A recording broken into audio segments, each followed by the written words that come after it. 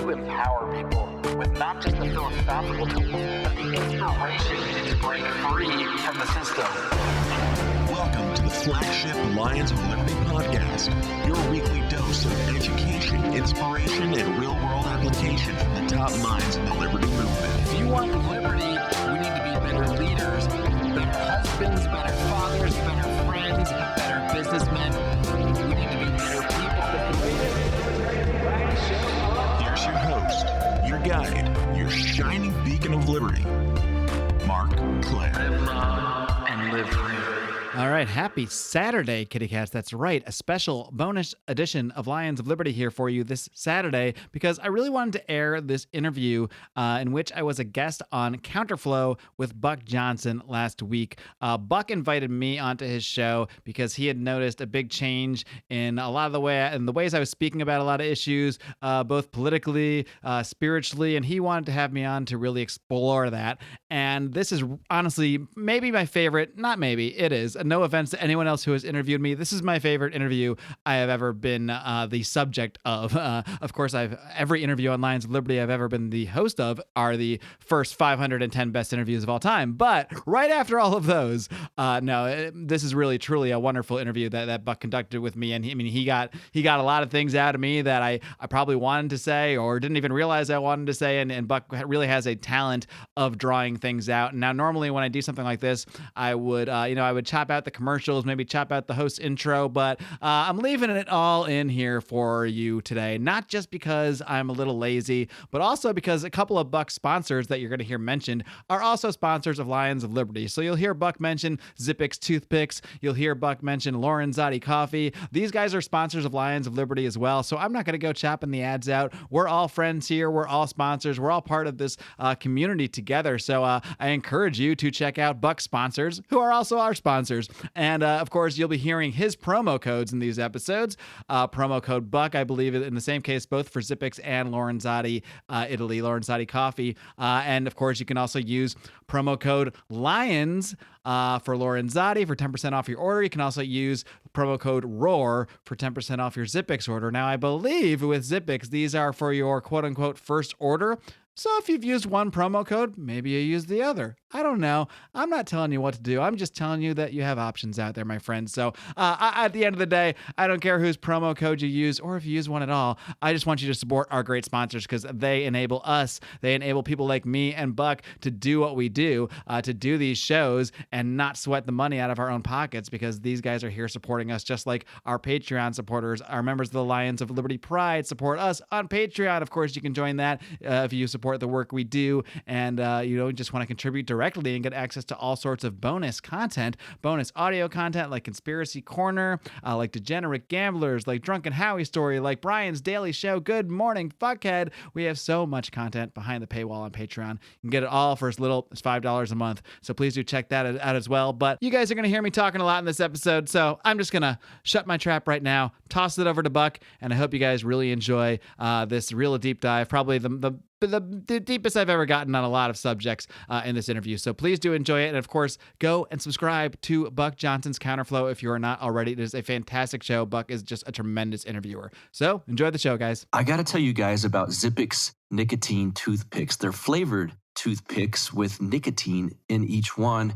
I want to tell you about them because you might have heard them advertised now on some other podcasts because their name is getting out there. Let me tell you this little fact. This was the first podcast that they ever advertised on, and that is because I actually reached out to them. I already used this product, and I thought I might as well advertise for them. That's how much I like them, and I still use them all the time. They're flavored toothpicks, like I said, with nicotine in each one. Check out the flavors. Peppermint watermelon, excellent. They've got the old school cinnamon. Remember the cinnamon toothpicks you would have as a kid?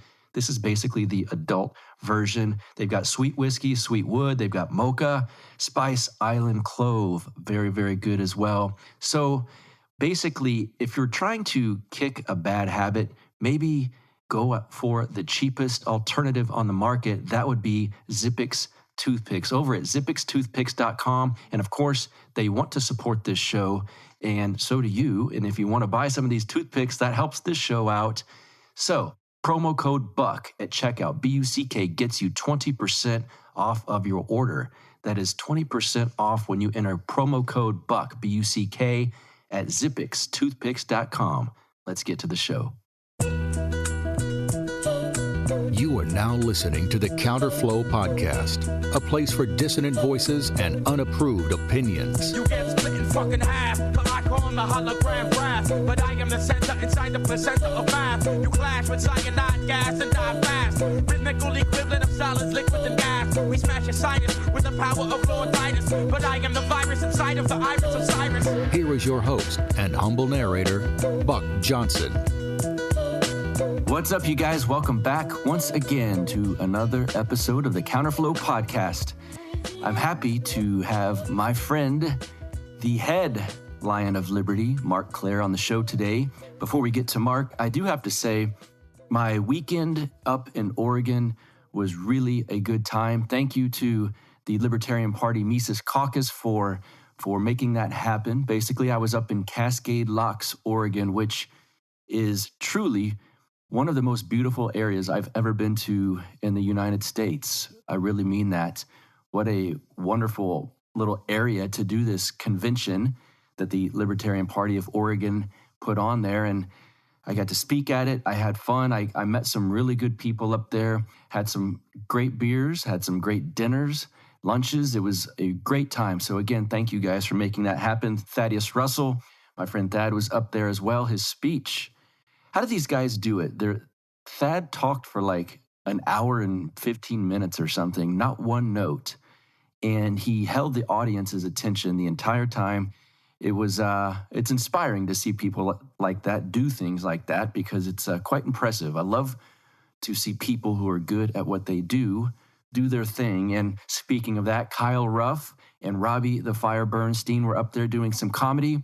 Also very good. And it was neat. Robbie shared some of his secrets on exactly how he does what he does. You know, his set was probably 45 minutes and not one note again. And it's amazing. These guys do their thing so well. Robbie and Kyle will also be at Childerberg here in Texas at the end of the month. And I will be there as well. I know Scott Horton will be there. So hopefully I get to meet some of you guys. If you see me, come up and say hi. We'll be at the event on Saturday, the 29th. It's at a distillery.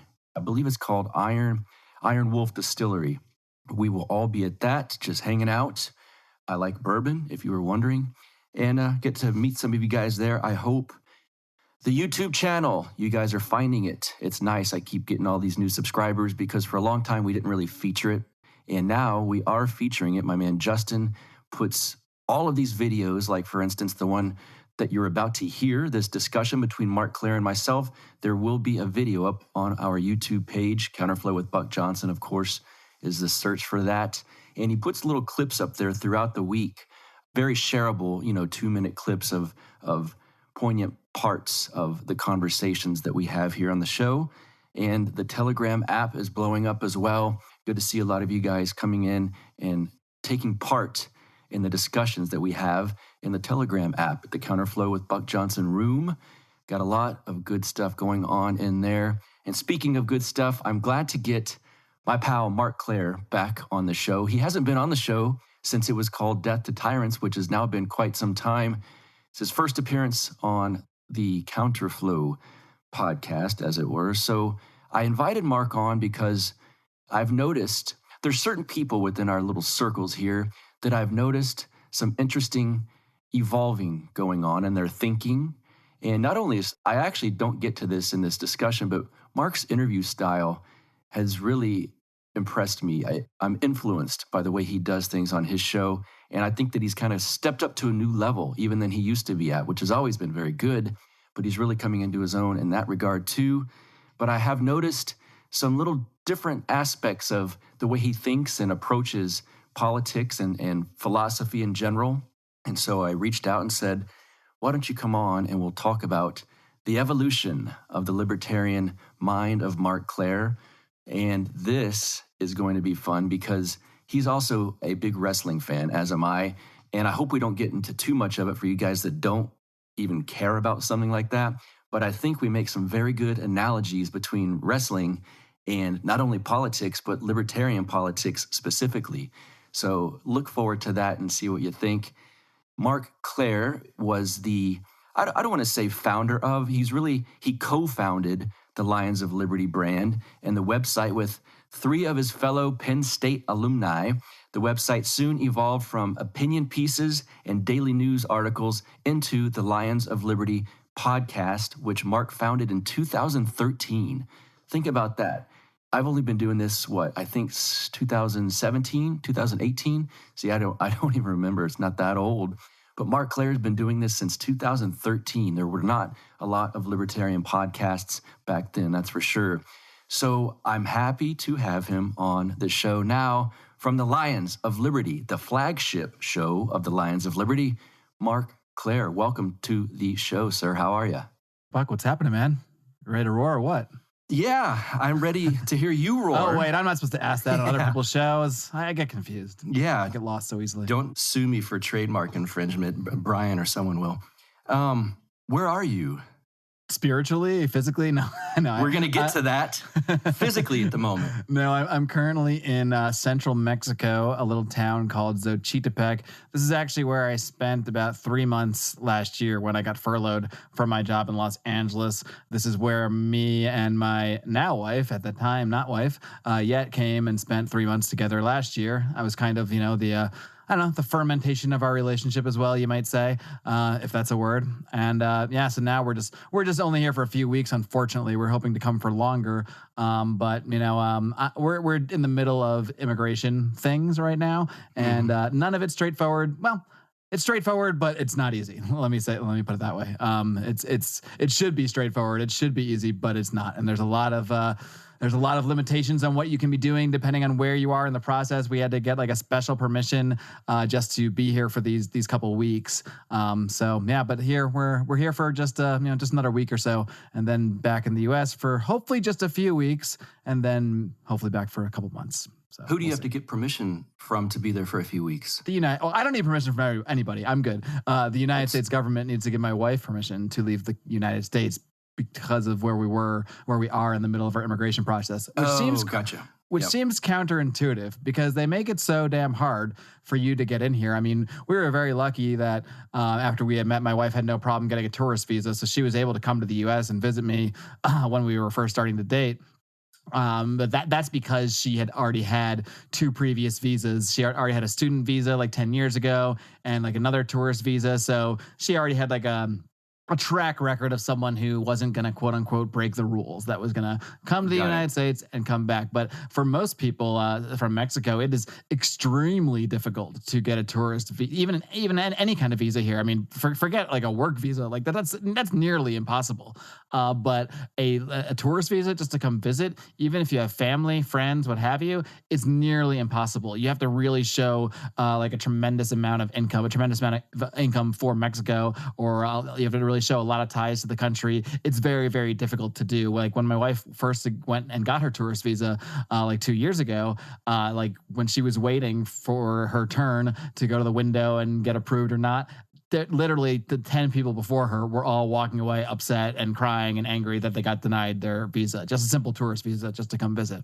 So it's extremely difficult. So I always just laugh when anybody ever says to just do things the easy way or the legal way. And I'm not saying people shouldn't do things the legal way. We're doing everything the legal way. But, the idea that it's some simple thing that just anybody could just do if they just got in line or just went and signed up, no, that's absurd. That's not even remotely true, no matter where you're from, but especially if you're from a country that is seen as sort of on a lesser economic scale or doesn't have a special agreement with the United States. Like friends of ours from Europe and Australia, like my friend Anthony Samaroff, he can just fly right in and doesn't even need to get a visa in advance, no problem. But for the vast majority of the world, that is not the case. Wow, what a pain in the ass then. Mm-hmm. And it is funny because you often do hear just follow the legal way to get in and everything should be fine. Why would you? For most people, there is no legal way. It doesn't exist. So the idea of following it is just a false premise in the beginning because it doesn't exist for the vast majority of people. And like, I'm not necessarily like, I don't know, my position on the ideas of borders has kind of ebbed and flowed over times. Like I'm not necessarily saying that, No, yeah, I am necessarily saying it.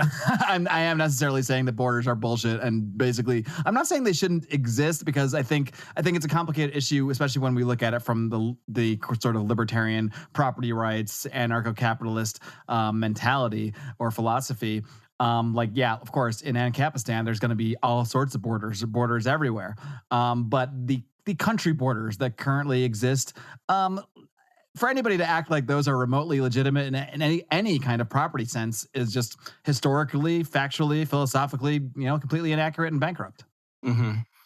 Do you think that actually just popped into my mind as you said that? Because I'm sure you've heard over the years, as I have, that for an outsider perspective, someone who's not a libertarian, and this was probably my early on approach to it, is that there's this mentality of, well, in your world, then anything would go. And after you read people like Hans Hermann Hoppe, and you have maybe that understanding of what quote unquote Ancapistan would look like, sometimes it seems actually very, very strict. And so much, no, not only does anything not go, very often in certain communities, it'd be much stricter than it is right now. Right. I mean, at the end of the day, the problem is one organization, one coercive organization having a monopoly on what goes and what doesn't go. And that applies to everything, including the border situation. So, when one organization controls the ebb and flow of people across that border, that's going to result in unintended consequences all around.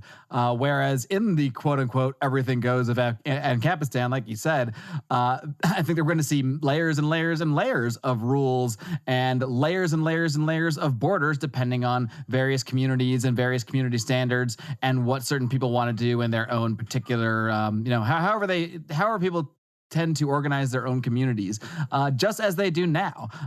We can look all around us and see communities organizing on their own. It's just that we then insert this concept of the state on top of them. So, I mean, I think even when we look at the status of the United States of America and all these cities and towns that have sprung up over the several hundred-year history of the country, a lot of those were just organically created communities by people sort of centering around certain geographical areas, centered around certain industries, and all moving to a similar area. And then at some point they say, well, this is a town now. A bunch of us live here. Now this is a town. To me, that sort of organic community building is perfectly in line with libertarian property rights theories. Not getting into the area of whether that particular land was taken justly or not. Who knows? I mean, that's all a nuanced kind of thing and on a case by case basis. But yeah, I mean, then we've just kind of later on inserted the concept of, okay, now this town is actually a part of Allegheny County, per se, in Pennsylvania, and Allegheny County is part of Pennsylvania, and that now they have to listen to all these other layers of dictates. Oh, and Pennsylvania is a part of the United States. And, it's when we get to those sort of those, I don't know if you want to call them artificial or they're created by humans, but they're kind of just inserted over these naturally forming communities that are going to happen regardless of the state. How are things in Mexico compared to California, where you've gotten away from for the last few weeks? Well, California. I mean, yeah. California is California. I got to say, like, when it comes to just like the COVID stuff, where I am specifically in this very small town, it's I wouldn't say it's like it doesn't exist. Like, I still have to put on a mask when I go to the grocery store. Okay. But I don't have to put one on when I'm going to the local, the lady who's going to make me some quesadillas in her little restaurant. I mean, they don't say anything. I don't think most people really care. I think it's what it is here. It's more, again, this is what really shows you the difference between like government and culture, and so much of culture is moved now through like the corporations. So it almost isn't going to matter what the laws of Mexico are. When I go to the Bodega Aurora down the street, I have to wear a mask and my temperature gets taken. Bodega Aurora is owned by Walmart. So, that's the difference. That's when you're going to see those kind of rules in place, probably like wherever those those companies are located. I mean, the rules are gonna change depending a little bit on localities and that sort of thing. But I mean, I don't think there's any. I'm not exactly sure. There might be some kind of local mandate about that stuff here, but I'm pretty sure it is driven by the specific companies themselves. At least in this town, at least in this small town, like there's no police force going around enforcing. It's actually the idea is a laughable concept. The idea of in Mexico, like the police going around enforcing some kind of coronavirus restrictions, at least on local businesses. When it comes to, like, no one's going to enforce this stuff on these local mom and pop, which is like a vast majority of the economy here. Whether it's just the lady making quesadillas, the little tienditas where I bought this nice 40 of Victoria. These are essentially just completely unregulated businesses because whatever laws might be in place, I'm sure if you actually compare the actual laws of Mexico to the United States, maybe there are a lot of, you might be able to say the United States has, maybe better laws. I don't know, in terms of business, maybe not in some areas, but how they are actually applied is the main difference. And it's one thing to look at the books, and it's another thing to be there on the ground. And the fact is, the vast majority of the Mexican economy is still, in many ways, a cash economy as much as people can. I mean, people try to avoid banks like the plague here because the banks here are just horrible. I mean, you can't even transfer money to people without getting taxed on that transfer. So people just do everything they can to avoid banks, and to avoid being wrapped up in whatever regulations might exist here that might apply to the big companies. Those don't apply to the vast majority of people, at least once you get out of the big cities where people are just interacting and just, buying and selling and, that sort of thing. Almost all business is done like hand to hand, with cash. Interesting. Are there plans to... You said you have to go back to California soon. Are there plans to be out of California for good? Well, I will say I'm currently employed full-time in California, so of course there's no plans. No, I can openly talk about the things that I think about and discuss. I have on other podcasts, and I am very grateful for my current full-time job in California because it does provide a lot of the things I need in life, and I actually do enjoy my job a lot. What I don't enjoy are a lot of the restrictions that have come in that have made going to that job more miserable. Thanks to the state, not more miserable. I actually like the job itself. I actually enjoy quite a lot. But now we have all these various restrictions that are supposedly about to be eased when it comes to masks. Although masks, I'm not convinced are going away, at least in California, ever. Even if the laws change, I think most people are still going to be wearing them. Yeah, I get that feeling too. I think your job is cool. Are we allowed to say the organization that you work for? Yeah, it's fine. I've talked about it on other shows at this point. Okay, the NFL Network. Yeah, it seems to me in the NFL world, which I follow very closely, that they are trying to make things back to normal. Do you get that vibe from your job? Well, how much do I want to go into here? Yeah, you can't. And I say this, I'm a Raiders fan, so I follow that organization. And so Vegas is like June 1st, everything's completely back to normal. The commissioner of the NFL is saying, I expect every stadium to be 100% full. The one thing that I am deathly afraid of is that they're going to have a vaccine, for lack of a better term, passport required upon entering an NFL game, in which case my heart will be crushed and broken to not ever go to one again. But I don't have that vibe that they're actually going to go through with anything like that yet. I think we need to make the distinction, like when we're talking about the games and the fans and that sort of thing. Yes, I think they're probably trending to bring things as back to normal as possible. Because that's where the public is going. Finally, I think to an extent, there's going to be a certain section of the populace that never goes back. That has been permanently mentally damaged by this, and it's sad to see. It's like it's kind of an extension of the Trump thing. You saw so many people literally they broke when Trump was elected because not only did they not think it was possible, they actually were brainwashed into believing that not only is Donald Trump a racist and the next Hitler, But that is such a fact that anybody that would have voted for him is also supporting those exact same things that they have deluded themselves into believing he represented. But that was small potatoes compared to what's gone on with the psyche of people that have come under the fear of coronavirus. And I want to make it really clear, because some people will, whenever I talk about this stuff in sort of a casual way, I'll get a lot of like, oh, so you don't believe in coronavirus or this or that. No, I believe in coronavirus. I know someone who died of coronavirus 3 weeks ago. I definitely believe it exists, and I definitely believe it can hurt people. But that's a completely separate conversation from the psychological disease, because that's the real pandemic ultimately. Yes. Is the ways people's psyches have changed over this. And at this point in it, we know exactly, and I mean, basically exactly. Of course, there are always exceptions and always, weird little circumstances. We know exactly who this thing can affect. And really, they've known for quite some time effectively how to treat it and what kind of treatments can help it for getting the vaccine. But that information was just lumped in with Donald Trump. So now if you wanted to take hydrochloroquine a year ago, somehow that leads you to now you're a Trump supporter. And of course, that means you're a racist, and that means you're a Nazi. And all of this has seemingly now been tied together in the same mentality. I was at one point thinking that this was just, going to permanently affect everyone. And now I'm seeing it's more like, because I now have talked to enough normal people that don't get immersed in politics. And I actually think that most normal people that aren't completely immersed in this stuff are over it, are so beyond over it, and don't really think that much of the whole thing, especially when it comes to any kind of restrictions and that sort of thing. But there is going to be a segment of the population, and some of that segment are close friends of mine and family members of mine that are never going to be able to go back in some ways, that are always going to have this new germ fear in their minds, as if we haven't been living with various kinds of viruses for all of time, for as long as mankind has existed. The viruses were here a lot earlier than we were anyway.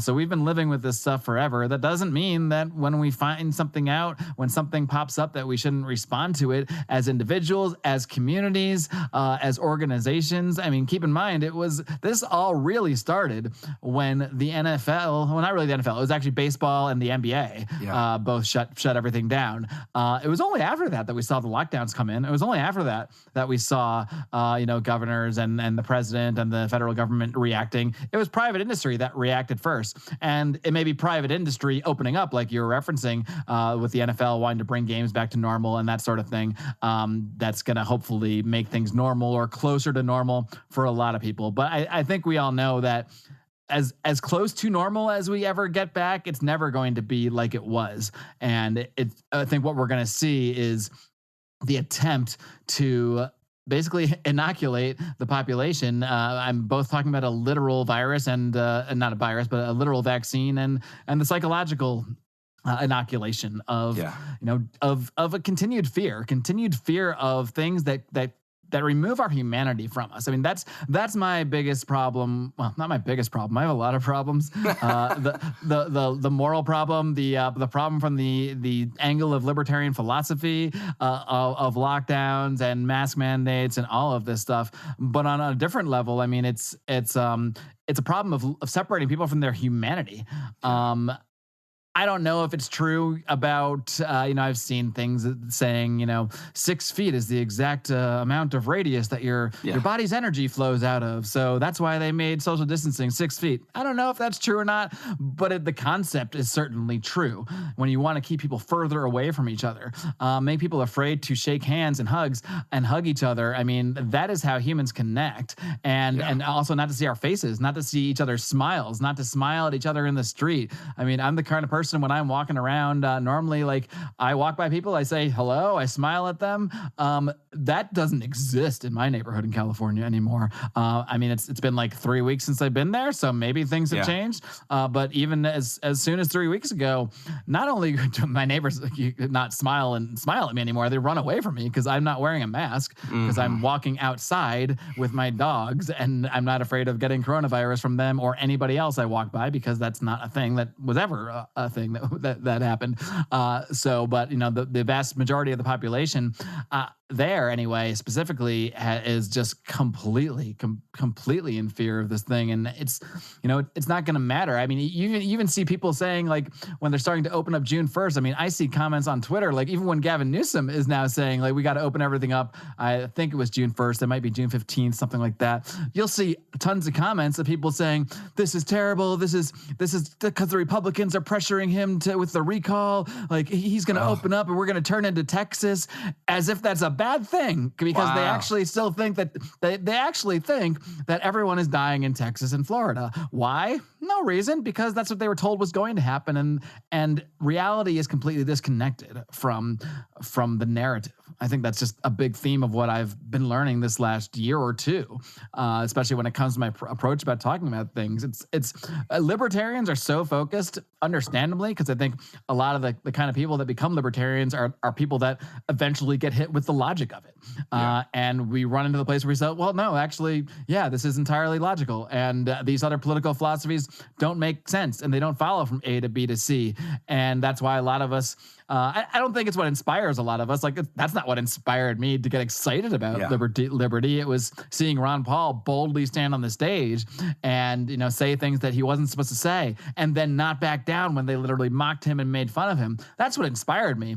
But that's not what first got me to the ideas. Like, I did get there through just reading and the logic of it, or what have you. That's what makes it click to us. Yes. I think. Yeah, exactly. I think that makes it click to people like you and I, or the kind of semi-autistic, aggro-ish people that tend to get into this philosophy. But that's not what moves people. That's not what moves moves humanity. It's not what moves civilizations.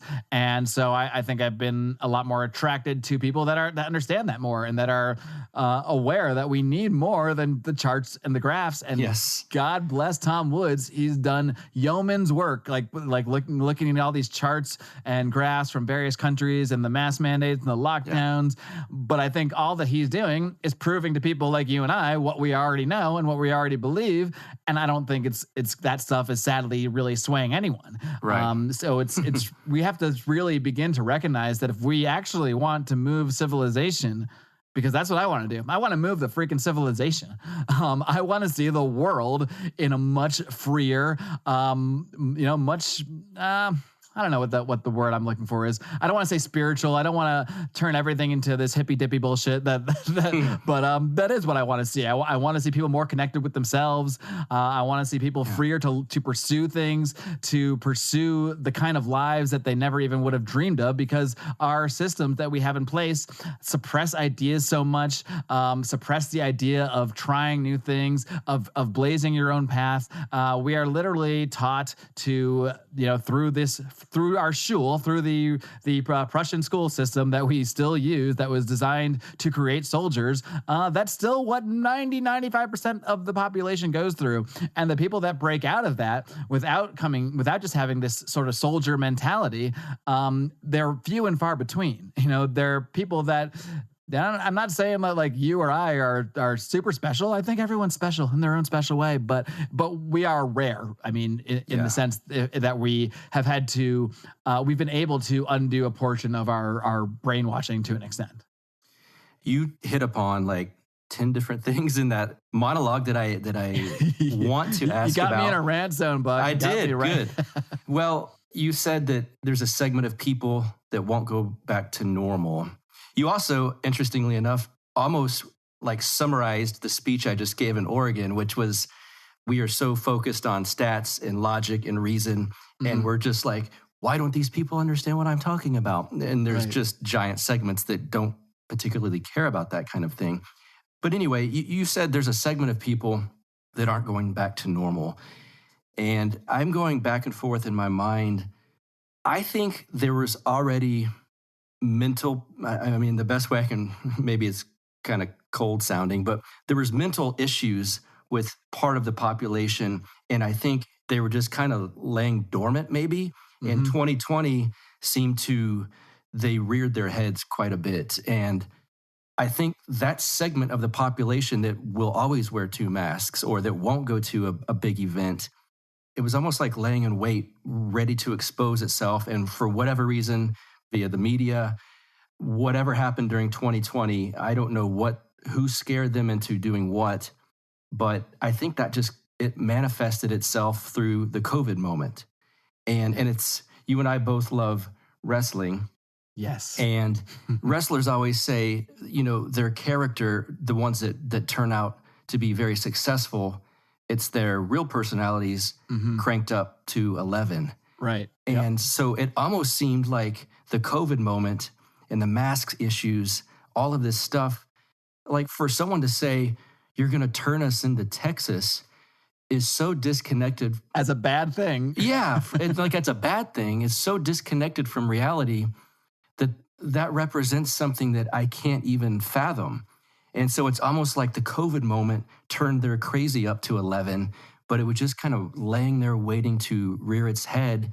And this was the excuse. Like you said, 2016, the Trump moment, it certainly did it. And it surprised me, to be honest with you. And I've grown mentally a lot since that moment, as people that talk to thousands of people a week, basically, via messaging, you have to grow. And 2016 to now is insanely different. And then certainly 2020 did its own deal on all of us. But it seems like there's just it happened with Trump, and we saw, damn, the left, we'll say the left for lack of a better term, this segment of the left are crazy. And then 2020 hit, and you're really surrounded by it, or when you're in California, you are. I'm a bit fortunate. A small town in Texas here, I don't see it as often. This is why I left Austin, because they're ate up with this stuff. Does it seem like it was just kind of laying dormant and all of a sudden looking for an excuse and boom, there it is? Like, it's like it unmasked them, no pun intended. Yeah. I mean, in some ways, it can't be a coincidence that we're seeing the most corona hysteria in certain segments of the country. Because we're all getting the same media, I mean, I don't think it's a coincidence that you're seeing it largely centered around the greatest height of the hysteria and of the response and of that attitude of, we don't want to turn to Texas. Meanwhile, Texas has zero COVID deaths right now. I mean, or as close to no COVID as you can possibly get. Yes. It's such a disconnect from reality that this is where I get into this idea of how I've evolved over these last couple of years here, and getting back to the idea of meaning, because I think that is what this all comes down to, is when people are lacking meaning, they're very susceptible to having some new thing coming in that becomes their new meaning, or the new thing that really drives them. So, and I've basically considered myself an atheist the vast majority of my life. I mean, I remember the day it happened, actually. I remember the day I became an atheist, originally anyway. I've kind of evolved since then, but that's so funny, because you hear born again Christians say the same thing. I remember when I was saved, and you're right. like, I remember when I wrote it off. And yeah. I don't mean that as a diss or anything, but just both sides of that. What happened? Yeah, and no offense to my mother, who I love dearly, but I was raised Jewish, right? So every year we have the High Holy Days. One of those is Yom Kippur, and the idea is you fast for a day to sort of cleanse yourself of your sins, absolve yourself of your sins for the year, and then you basically get a clean slate and you're good to go. And when I was a kid and they taught me this stuff in Hebrew school and in our Jewish classes or what have you, I was like, okay, all right, well, that seems like a good deal. I know we've all done some bad things here and there. So cool. We don't eat for a day and then we cleanse the whole thing. But they had a thing, even, I think if you were 8 or 9 years old, it's generally accepted, you don't force young children to fast. So I didn't actually fast when I was, during those days. So, if I was hungry and after we went to our Yom Kippur service, my parents would drive me through somewhere and get me food and they wouldn't eat. And so I remember this one time we drove through McDonald's and I got a Happy Meal or something, and my dad went into a store or something. And when my dad went to the store, my mom turned around and she took one of the fries. And I was like, what are you what are you doing? She's like, oh, it's just one. I just want to have a fry. It's fine. And that's the moment I just kind of, something clicked in me, and I went to myself. I thought to myself, oh, you don't believe this at all. Because if you actually believed this, you wouldn't eat a fry. You wouldn't risk absolving yourself of any sins you may have committed in the last year. I don't think Jews even use the word sin, but it's the same idea basically. Any of your bad deeds or what have you. You wouldn't give that up for a fry. Yeah. Are you kidding me? So that's when I first it was really that moment where I was just like, no, this is all bullshit. And now I'm kind of in a very different place. I'm not even sure how I got to this story originally right now, because I'm in full on all over the place rant mode. But no, I like this. I can rein you in if need be, but I appreciate where you're going so many places that I wanted to go anyway. Rein only as much as you feel you need to. Okay. How would you describe the Marc Clair of, let's say, January 2020? January 2020. Because I was in a much different place then. We're thinking new year, this is going to be great. Both of us are probably thinking the podcast things down the line, who I could get on, what we could do. Sure. No real whispers of any shutdowns. This is going to be just like always. Yeah. And then life changed. And I just want to get to before 2020, basically, contrast the old you to the new. Sure. Yeah. I would say that at that point, I was already a little bit on the path that I've kind of gotten myself down now, but I think real life events have accelerated them in many ways. World events, COVID, etc., and have accelerated my perspective on these things. Now I can tie back to why I was talking about atheism and the meaning and everything, because I think that a reason that we're seeing a lot of this, the same hysteria of COVID we're seeing in generally the same kind of people that had the hysteria over Trump. There's maybe some people that were affected by one and not the other, or vice versa. But you can generally say, at least as far as the people I know in my personal life, if they were freaked out over one, they were freaked out over the other. And when I look at those people, a lot of them remind me of myself when I was in more of that pure atheist mode in many ways, because I didn't have any meaning in my life for many years, really. I didn't have something I looked at. And luckily I actually found meaning, I think, in like the Ron Paul campaign. Like that was kind of the thing that filled in the gap for me, I think. I was kind of aimless in many ways in life. And then I saw this guy on stage, and then suddenly, before I know it, one day I'm just tweeting out, or not even tweeting, this is even before Twitter. One day I'm just like, I think I was sharing Ron Paul videos on my MySpace page, actually. One day I'm just sharing Ron Paul videos around. Next thing I know, I'm part of a freaking movement, man. Like, it was exciting. And I actually felt like my life had a lot of purpose from that. In fact, that's been part of my life's purpose since then. I shouldn't even speak about it in the past tense, because I'm still inspired by that original Ron Paul movement. In many ways, it is still why I do this podcast, why I do Lions of Liberty.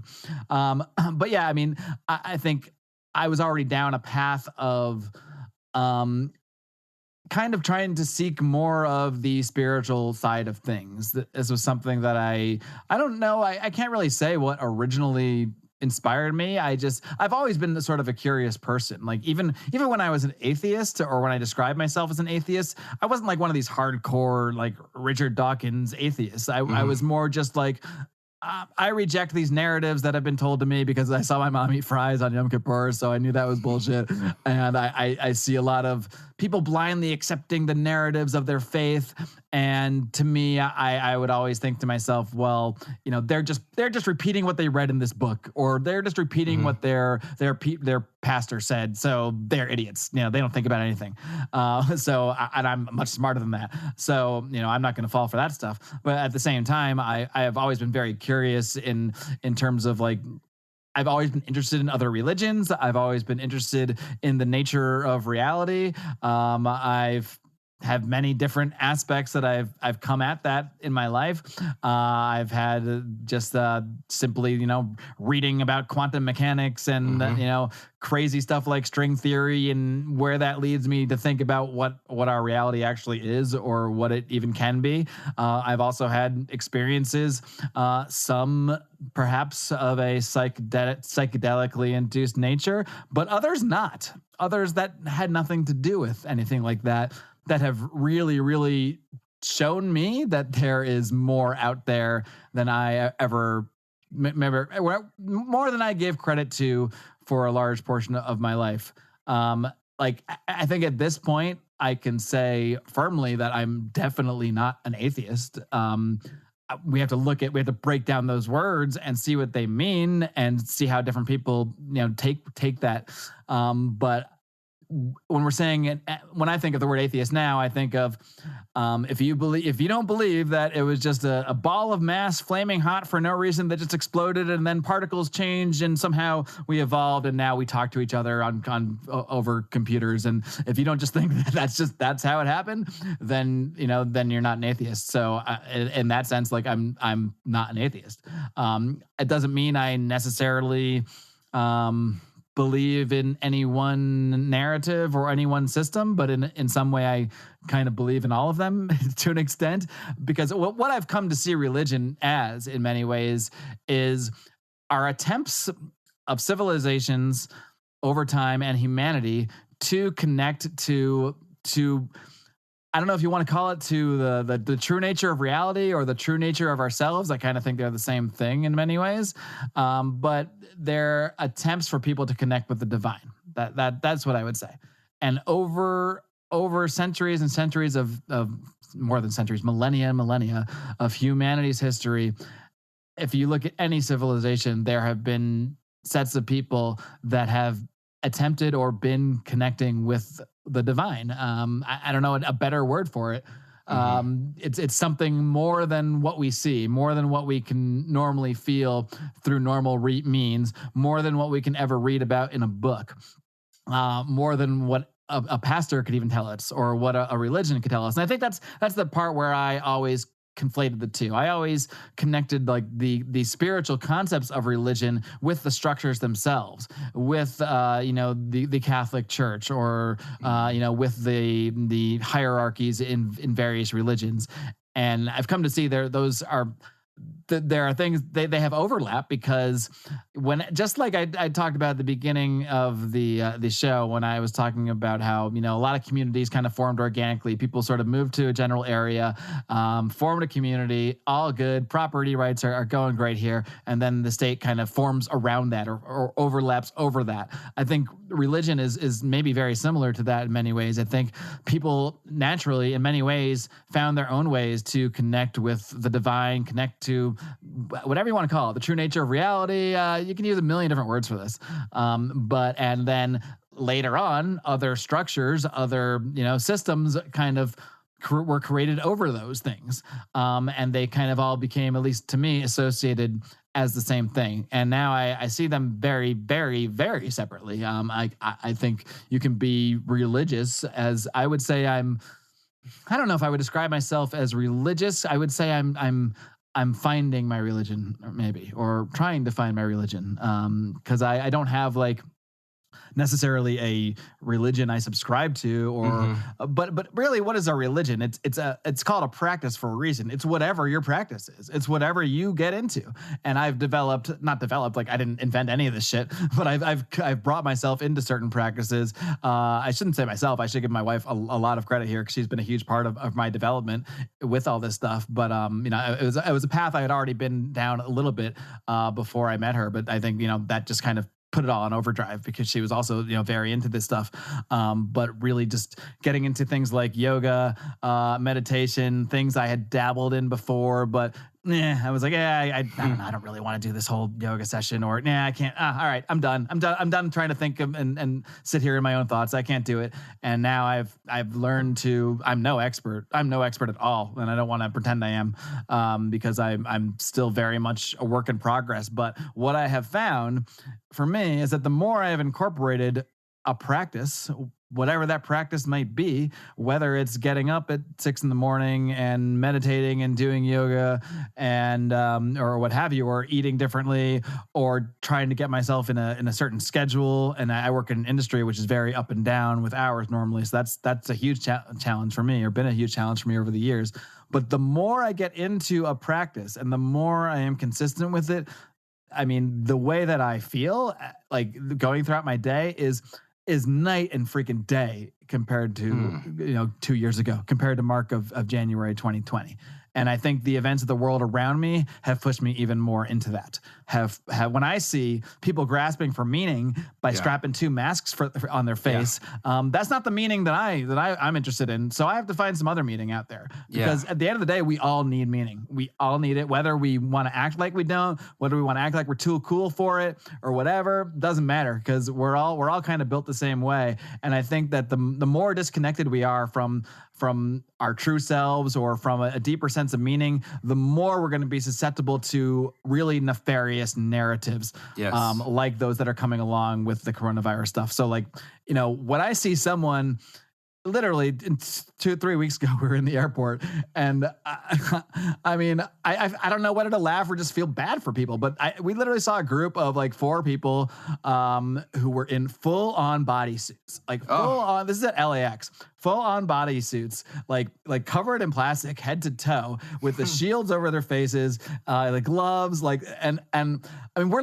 laughing because it was a funny visual. But at the same time, I'm just thinking like how sad that you think that you need to do this to go interact in the outside world. You shouldn't fly. That's exactly what we're saying. We're like, my wife and I were saying this exact same thing. We're saying, if you think it's this bad, why are you out of your house? Why are you even out of your house?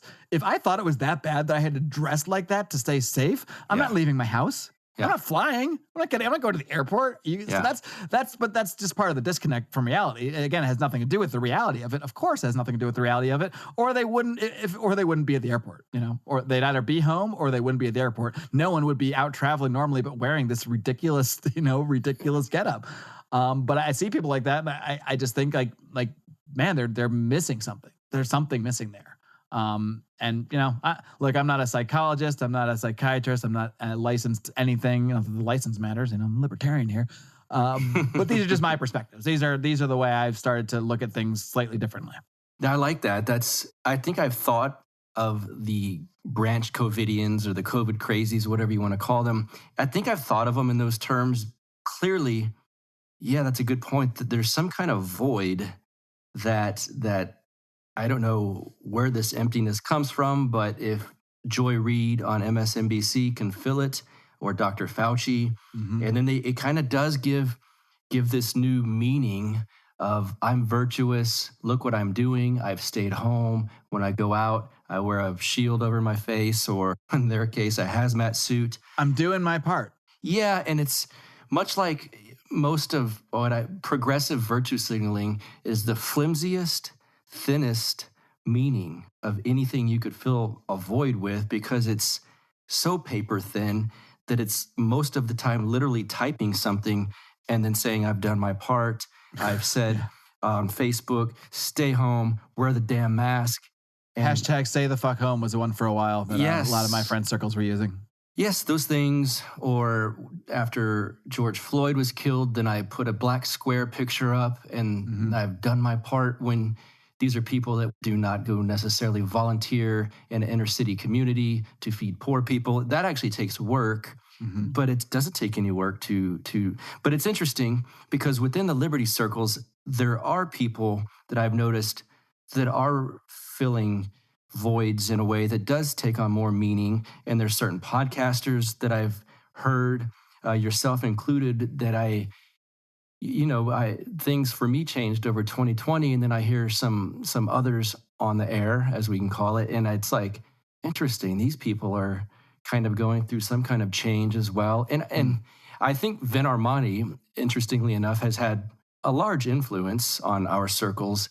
And hearing him talk, and this stuff with the dim age and mysticism. For me as well. It's interesting. I want to tell you guys about the official coffee of the Counterflow podcast, and that is Lorenzotti Coffee over at lorenzotti.coffee. I don't really want to specifically tell you about them because I drink it every morning, because I love it, because it's directly imported from Italy. It's in these vacuum sealed packs. It's in these beautiful tins that look very good on your kitchen counter. Those aren't really the reasons I want to tell you about them. The real reason is because in this day and age, with all of the insanity going on, I think it's nice to be able to have companies that are very like-minded that we can support. And that's very helpful. You know, everyone's scared now, like, should I support this company? I don't know. Are they crazy? Well, I can tell you, the guys at lorenzotti.coffee are really good guys. They're like-minded individuals, and they want to support shows like mine that you listen to. So I think if they're willing to give me a cut of the money coming into them from you guys, that should make you want to support them. You like this show, you want to support like-minded companies, well, here's one for you, Lorenzotti Coffee over at LORENZOTTI.coffee. I'll tell you one thing, if you type in promo code BUCK, B-U-C-K, at checkout, you will get 10% off of your order. You'll be supporting a very good company. The coffee is amazing, and it helps me out too. So if you like this show, give it some support. Now back to the show. Do you think libertarianism itself, being a very, very thin ideology as far as it's just a strict philosophy of non-aggression, do you think one issue that we've encountered maybe is that having it so thin and telling everyone, look, I'm not left, I'm not right, I'm just a libertarian, I believe in non-aggression, do you think it leaves a bigger gap to fill and sometimes can lead to issues? It leads a huge gap to fill. And that is something that took me a long time to understand. And I think this is probably part of the change you've noticed in my approach to things that you mentioned to me when you wanted to have me back on the show. I don't know. I've been on Death to Tyrants before. It is actually my Counterflow debut. That's true. Yes. But yeah, I mean, that's a reason that I think, Vin in particular has connected with me a lot, and why I've interviewed Vin 3 times in 1 year, and I rarely interview anyone more than once, sometimes a second or third time, but 3 times in a year, that's pretty unprecedented. But it is not because I subscribe to Vin's religion. I know he's like, what does he call himself? So Orthodox. I think it's Orthodox Christian. Yeah. But it has nothing to do with his religion, but it does have to do with what he is addressing. And I think he's addressing something that is sorely lacking in the libertarian movement, and that is the lack of a narrative, the lack of like a story, the lack of real meaning. Because to most people, following the non-aggression principle is not inspiring. And I think for so many years, like maybe the first 6 years of the Lions of Liberty podcast, almost all of my shows were focused on like the logic of this thing, or like, and I'm not saying I don't want to have shows where I discuss the logic of liberty. I probably will down the road, but it's not what inspires me anymore. It's not what interests me. And I don't think it's a coincidence that the more I've gotten away from that, the more our numbers have gone up. I mean, I think the market is speaking as well, because I think even within the liberty movement, people are looking for meaning, and we can't just do, I remember I had an interview with Jeffrey Tucker earlier in the year, and we had an absolute blast just talking about everything that had gone on. I hadn't talked to him in a while. I think I had last seen him at PorkFest maybe a year and a half prior. And it's funny because right at the end, he after we got off the air, he said like, man, that was really fun. That was great. I was so glad you didn't do the whole how an anarcho-capitalist society would deal with coronavirus. And I laughed at myself so much, because that is the exact interview I would have done if it was 2 years earlier. Yes. Like that would have been I would have had him or Walter Block on, and we would have broke down the technicalities of how an anarcho-capitalist society might deal with a virus, and might deal with quarantines and vaccines, and we'd break it all down, and it would inspire like nobody. Yes. Yeah. And I could tell he was excited that we never went down that path, and I was excited we'd never went down that path. And I mean, it really was just one thing that highlighted to me so much just how my perspective has changed, because it's not that the logic isn't correct or true. Right. Yeah, it is, but so what? I mean, because if we're only focused on that logic of it, then we're just gonna stick in our little aggro autist circles here, where we only talk to the people that are driven by the logic, rational side of things. We're only gonna be talking to the engineers, which is like 5% of us, and we're gonna keep the movement really, really, really small. And that's why it's been really, really, really small forever. Yes. I mean, for as long as, especially when we're talking about the Libertarian Party. I mean, the Libertarian Party has been up until, now pretty much like the party of follow the non-aggression principle because we said so. Yeah. So what? So who's inspired by that? Right. And hardly anybody. Approximately 1% to 2% of the voting population. That's who. So that's who. And so if that's the approach we're going to continue to take, whether it's through politics, whether it's through our personal lives, whether it's through our podcasts, then we're going to confine ourselves to that same 1% to 2% of the population. And I don't know. I'm not content with that. I don't know about you, Buck. I'm not content to only affect the 1% to 2% of the population that I'm not even really affecting because they already kind of see the logic in what I'm talking about anyway. Yes. I want to reach a hell of a lot more people, and I want to move a hell of a lot more people. I don't spend all this time. I haven't spent 8 years doing this just to make the same 1% to 2% of people nod and agree and go, "Yep, that's right." Yeah. That's not what I'm interested in anymore. Maybe when I first started, that's all I cared about. Yeah, maybe I just before I had any idea that I could even reach the number of people I reach now, I was maybe just doing a podcast for the 40 people that might have tuned in that already agreed with it. But now I have much bigger aspirations, not just in podcasting, in life. Yes, same here. And there's one of the changes I've gone through is there was moments where when I was newer and I thought, I need to make this kid friendly. I need to convince the normies that might listen to this. Look how logical this philosophy is. And I know I'm going to win them over. And, we live and learn. I cringe when I go back and hear old episodes. Oh, God. Yeah. No, God. Big time. And it's another, see, you and I, we're going to have to do a wrestling podcast because we can learn a lot from Vince McMahon. And you just use him because he's the giant in the industry. It's a perfect analogy that you brought in earlier. I mean, and another one is no wrestler that does a promo, and for those unaware, their speech on a microphone, they never say. I love that we have to teach these basic wrestling terms to people, but speech on a microphone equals promo. Yeah, they never say, "I'm going to get in the ring and I'm going to do a leg tie, and then I'm going to throw you against the ropes," and all of the logic of the match that lies, but they pull on the crowd's emotion, and that's why The Rock was so good. That's why Stone Cold Steve Austin was so good, because they're pulling at everyone's heartstrings, trying to tap into a market that's there that people go, "Oh, I feel that way too." Not. Which is, I also think, is why Bret Hart was never as big as he could have been, because he was a scientific wrestler, and it was so strict on the actual movements in the ring rather than the bigger persona. So I think libertarianism kind of has that same, we're dealing with the same issue.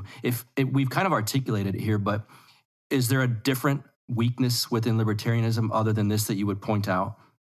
Oh man, I want to dive into this analogy a little bit more first. Okay, let's do it. It's so freaking perfect, actually. Like, I mean, because what you said right there, like the reasons that like The Rock became a huge superstar, or the reasons that Stone Cold Steve Austin might be even a better example. Like they didn't become huge because, like you said, they were like the best technical wrestlers and they did all the right moves and they laid out the step A, B, C, D of how they're going to tactically take down their opponent, because that wouldn't have gotten anyone excited. That wouldn't have gotten like tens of thousands, 100,000 people in a stadium just roaring with excitement. That would never get people to do that. What excited people was their narrative, was the narrative behind their story, was what drove them to want to win the match. It's not how you're going to win the match. It's why we care if you win the match. Yes. And so maybe that is what the Libertarian Party is missing, or the Liberty Movement is missing. We know the logic. Like, you can spend all day in the gym learning to be the best technical professional wrestler that has ever existed. And Bret Hart might be one of those best technical wrestlers that ever existed, but he is not one of the biggest superstars that ever existed. He is for people like you and me, but he's not a household name, you know, maybe people have heard of him. Like, he appeared on The Simpsons. Okay. But is he The Rock?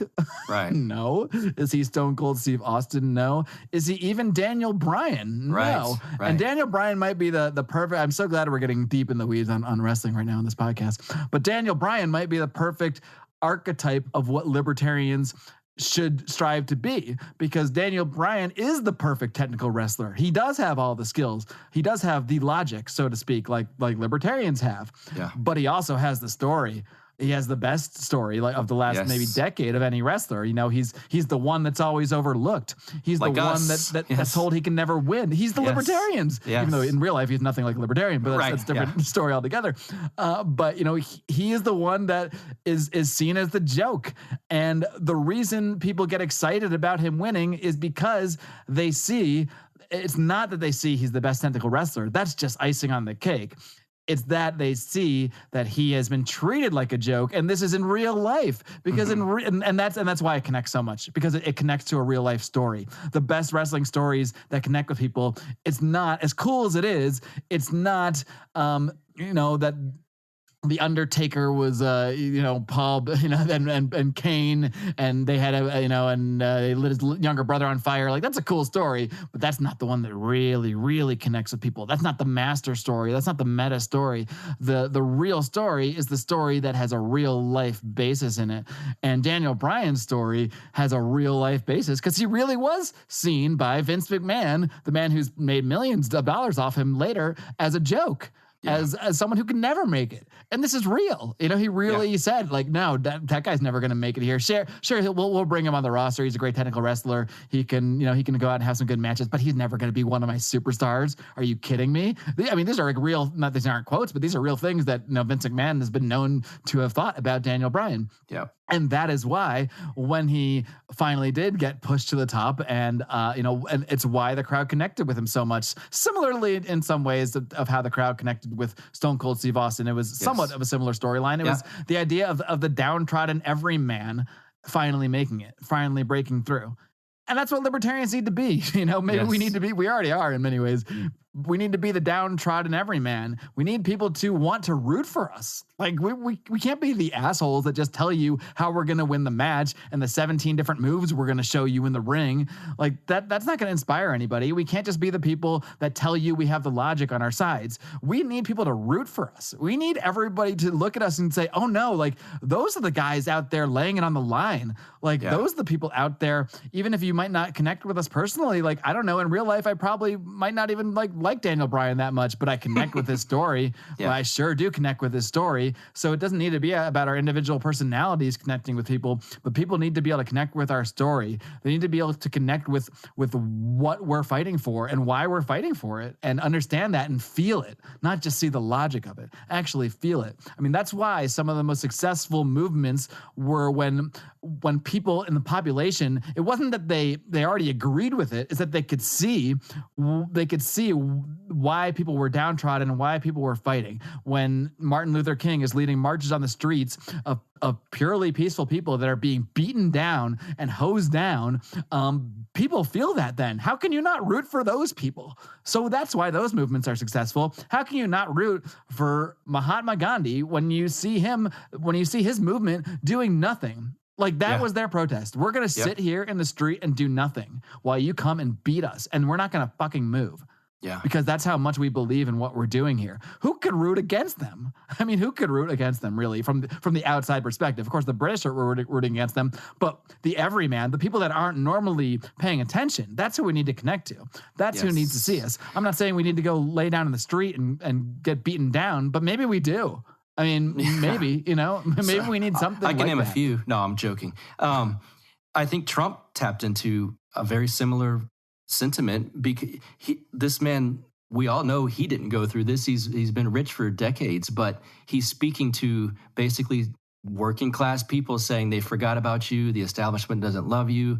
They think you're deplorables, as they've said, from their own mouths.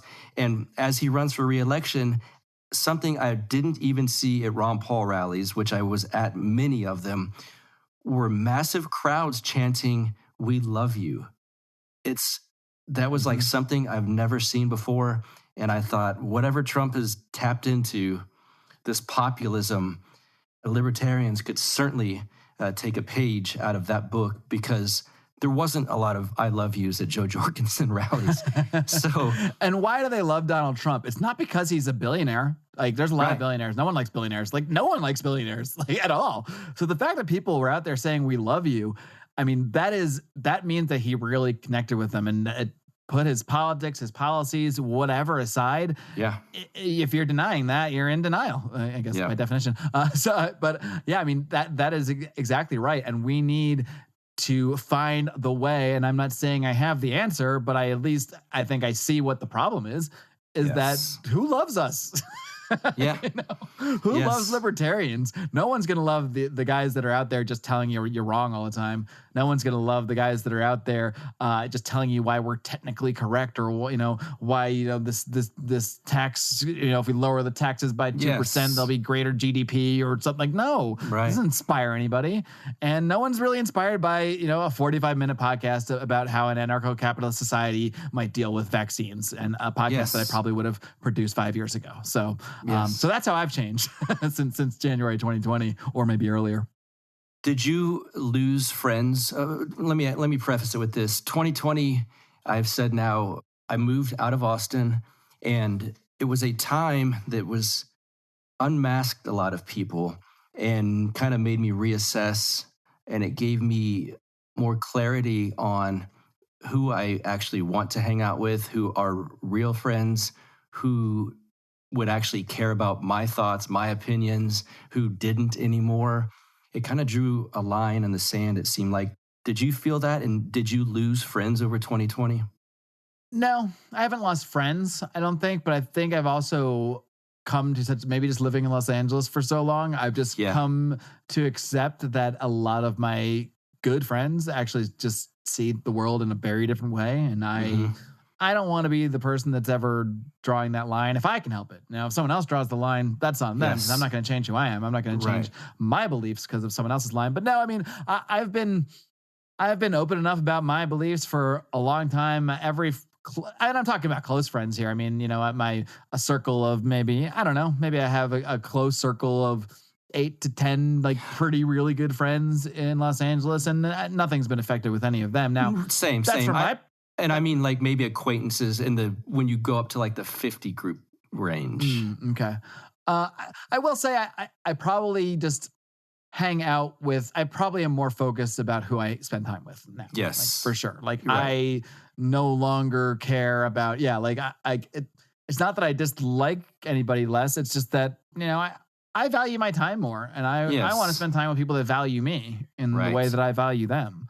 Yeah. So I would say, like, there's definitely, like, a lot of parties that I would have gone to before that I don't go to now. And it's not because I dislike the people at the party. It's that I don't care about it as much. Yes. And maybe this is part of getting old. Like, I'd rather spend quality time with my wife than go to a party with 50 strangers that, I know 3 of them. That's not interesting to me. But I mean, I guess if you expand the circle out to more, it's not that there's been, like, dividing lines over, like, coronavirus to me or any stuff like that. I'm sure there's people that see things I tweet or see things I say that in their minds, they're like, fuck this guy. Like, that's fine. I don't have the balls to say it to me, though, so whatever. And I don't care. I mean, I don't care what people think of me, ultimately. And I think I've spent a lot of my life caring way too much about what people think of me. But what I found, actually, is that the less you care about that, and therefore the more that you be yourself and the more you act like yourself, the more that your close friends naturally reveal themselves. They naturally unmask themselves, like you say. And then I still have really close friends that have completely different politics from me. I have close friends that I think went a little corona crazy. I can still consider them my close friends. I think it has changed my priorities in many ways and I don't know how much of that is related to world events, how much of that is just, how my own life has been developing. But I look at my time. I think that's a big thing too. Like, I look at how I use my time much differently. I don't want to waste my time. Like, I know we have limited time in this current meat vessel that we are in. Whatever happens beyond that is, we can have thoughts and ideas about it. I don't think anybody really, really, really knows. I have theories. I have things I think might happen. It could be nothing at all, though. I don't think so. It could be nothing at all, though. But I do know that in this particular form, I have a limited amount of time. I want to think that amount of time could be another. I'm 41 years old right now. I like to think that could be. Am I 41 yet? What month is it? No, I'm still 40. Whatever. I'll be 41 later this year. I like to think I got another 40, 50, 60 years in this body. But the truth is, I could walk out of here after this interview and get kicked in the face by a horse. And I say that because I'm in a town where people actually ride horses around. In Mexico. If I was in LA, I might have just said hit by a car. We never know when our time's coming. That so would up the value of this episode times a million. Marc's, I mean, I don't even want to joke about that. I feel bad even saying this. Right before he got kicked in the face by a horse. Yeah. That's the best way to be killed by a horse. You have my permission. I've seen if worse. This does happen, I want you to air it. I don't want you to feel bad. I don't want you to edit it out. I want it all out there. I want you to capitalize on it if it actually occurs. Now, I'm sure I'm going to be fine today. But you get the point. The point is we really never know when the time in this current vessel that we're in is up. So we should make them. And I am preaching to myself as much as I am to everybody else here, because for sure. There are days when in this past couple of weeks, there's been days when I said, why did I spend my day stressing about this thing? Or like, you know, I was getting away from the big picture here. And I try to be more conscious of that now. And I try to look at what's important in life and, you know, and not focus so much on. And again, I feel like I'm just like having a therapy session with myself here, because I'm the person I'm preaching to is me more than anyone else. Like I more than anyone else get stressed over little things and you know have days where I don't want to deal with anything because I feel overwhelmed. But I don't want to waste time like that. And I want to encourage other people to try to think about life differently too, and try not to get wrapped up in the little things. And you know, again, I'm speaking to myself as much as I am to everybody else. Yeah, no, this is good, and I've got to respect your time and to bring it back to. I'm good. I'm good for whatever. So. Oh well, shit. Then maybe I can ask you for more. You don't need to respect. I like it. Shit, I wish I had another beer. I still got half this 40 here. So see, I only did a 16 ounce, I believe, is what that one was. By the way, this was about, I believe this was like 30 pesos for a large Victoria, which is about $1.50. So wow, some perspective. That's why you're down there. Where might you be, let's say, in 1 year from now, living wise? If you work for the NFL Network, please quit listening now. Yeah, if you work at NFL Network, please quit listening. That's one possibility. I will say that is one possibility, because I actually really do like my job. Like, as much as I've explored a lot of ideas of doing other things in life, none of it has been because I don't like what I do. Okay. For a living. Like, I actually really like what I do. Yeah. Everything has been circumstantial in terms of the place I live. Yes. And the things I want to do in my life. Like, yeah, I want to have a house that I can call a house that doesn't put me in a tremendous amount of debt to live in. And everyone I know that has a house in LA has one or a combination of circumstances. One, their parents gave them a shitload of money, so that helped. I don't have that kind of situation, and I wouldn't want that situation either. Yeah. Or they have a tremendous amount of debt. Like a tremendous amount of debt. And I don't want to be in that situation either. So yeah, I could have a house. I could have already had a house in LA by putting 3.5% down and got a federal loan. And then I could have to spend the next 30 years making sure I pay that every month and stressing about it. And then being trapped trapped in LA if the market crashes. I don't want to be in that situation. So for what I want to do for me and my family, like it does seem like it's going to be hard to stay there long term. Just looking at a financial, pure financial aspect. But you know, beyond that, they're like seeing the cultural change, like in LA. Like it was one. I mean, people always give me shit about Commie California, this and that, and whatever. That stuff to me, it's like, okay, wow, California has slightly higher taxes than your taxes. It's the same thing. We're just talking about degrees here at this point. Yeah. But now it actually does feel a lot different. Like really, really, really different, because like, and I didn't realize how different. I already understood that it was different in Los Angeles than a lot of other places with the coronavirus stuff specifically and with the lockdowns. Like, I don't want to live in a place that's ever going to lock down again. I mean, I don't want to live like that. I mean, I lost my job for 3 months, not because my company were assholes is because they got put into a difficult situation by the local lockdown rules. Yeah. They weren't allowed to have most people in their buildings anymore. For a time, they were allowed to have nobody there. I mean, that's how it originally started. And then even when they came back, there were such severe restrictions they couldn't bring everybody back. So that's not their fault. That's the fault of the circumstances of where they are and where and the actual place itself and the politics of the place itself and the culture of the place itself. And that's the part that is getting more difficult for me to see being in long term. I have no specific plans, but yeah, of course I'm exploring all sorts of options. But one thing that even hit me, like that really surprised me. Like we took a trip to Florida last month. We got to go to WrestleMania. We got to see the aforementioned Daniel Bryan in action. Yeah. And man, talk about a crowd being moved though. I mean, just going back to it. I mean, I don't know how much of the show we want to spend on wrestling, but I'm going to go back to it because it was such a perfect combination, a perfect storm for an amazing event. Because not only was there actually a pretty good storyline going into the main event, you had Roman Reigns, who has just been this tremendous like head of the table character where he's just running the show, just doing unbelievable work. He's being the bad guy that so many people wanted him to be for 8 years. He's doing it perfectly now. And at the same time, you have like Daniel Bryan, who I talked about, who the crowd always loves, who is always the perennial underdog. And then you have this third aspect of Edge, who's there, who has another great story because he was a complete superstar when he had a neck injury that took him out. But 9 years later, he was able to recover and get to the point where he was cleared to return. So he had a great story as well. So combine that great story with this crowd that has been deprived of live wrestling for a fucking year. And for wrestling fans, that's the worst thing you can do is to remove that experience from us. Because you're watching wrestling on TV. Honestly, I don't even like it that much half the time. It's actually kind of boring and you focus on a lot of how bad the writing can be at times. Yeah. But live wrestling, like that's where it's at. That's what it's about. That's when you feel it. That's when you feel the emotion. And that's something that a lot of non-wrestling fans might scoff at and laugh at while they then, go watch some action movie and get totally immersed in it. And, they don't think there's any difference there. But like the feeling and the energy there, again, like that's the freaking energy I want to feel at like a libertarian event, at a libertarian rally. I want to feel the energy that cares so much about what happens.